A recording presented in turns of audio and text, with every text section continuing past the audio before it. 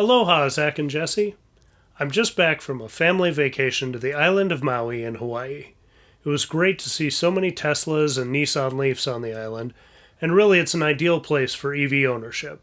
But I wanted to take a minute to acknowledge that range anxiety is real, but it always has been. It struck me as we were about to drive up to Haleakala National Park. It's at the top of a volcanic crater, and we'd been told we should fuel up before hitting the trail.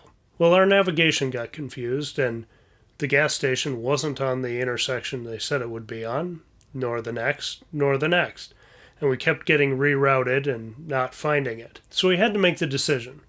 Do we drive up an unfamiliar mountain road in an unfamiliar vehicle with what gas we had left in the tank, or do we continue driving around trying to find a gas station? Well, we decided to play it safe and did end up finding a gas station and had a wonderful day. But it reminded me of times in the past where I'd borrowed other people's cars or gotten a new car myself and had to get used to the consumption rate of that new vehicle. Or in the past when you were driving in a rural area you were unfamiliar with and had to figure out, am I going to make it to the next town on what little is left in the tank? Some of you may also be old enough to remember a time when gas stations didn't have card readers and you had to hope that the gas station in a small town was actually open when you got there. Now with both gas stations and EV charging, we have navigation at the tip of our fingers, but there are still outages and problems like we experienced, and that range anxiety is real. The point is, it doesn't matter what fuels your vehicle.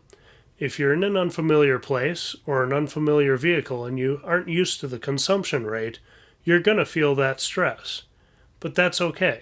It's always been that way. So for people who are curious about making the switch to an EV, explaining that it's just like getting used to any new kind of car they would have had in the past is important.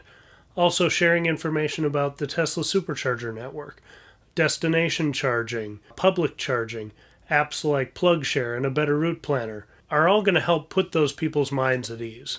Although it's hard to come home from an amazing location like Maui, knowing we're back in our Tesla and every morning we get to wake up to a full battery is really a great stress reliever. And I think helping share that education like you guys do and a lot of other EV owners do will help alleviate that stress for other people curious about getting into an EV.